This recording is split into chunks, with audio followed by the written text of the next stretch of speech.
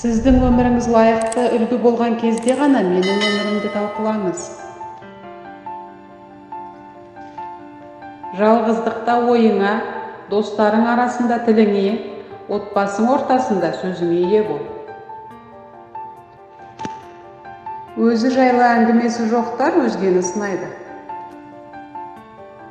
Жүректегі алаңдаушылық кез келген еңбекке қарағанда әлде қайда шаршатады.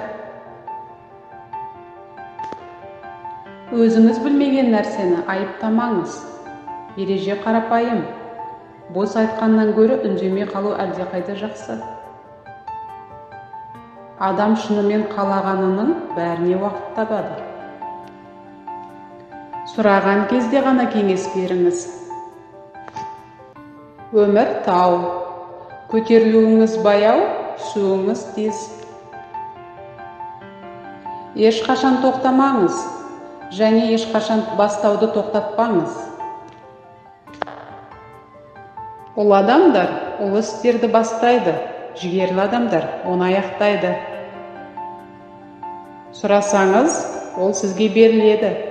Іздесеңіз, табасыз, және есік қақсаңыз, ол сізге ашылады. Ештеңе жасамасаң, жақсы адам болу бекер. Мақсатың болмаса, оған жете алмайсың.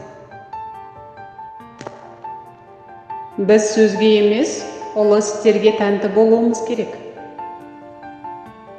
Екі шындық ешқашан бір-біріне қайшы келмейді.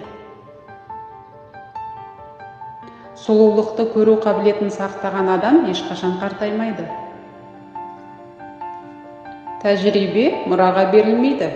Әркім оны өз бетінше сатып алуы керек. Өмірді жақсы кітаппен салыстыруға болады.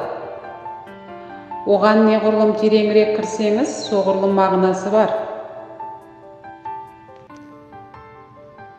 Егер сіз бұл тәжірибені ақылмен пайдалансаңыз, ешқандай уақыт босқа өтпейді.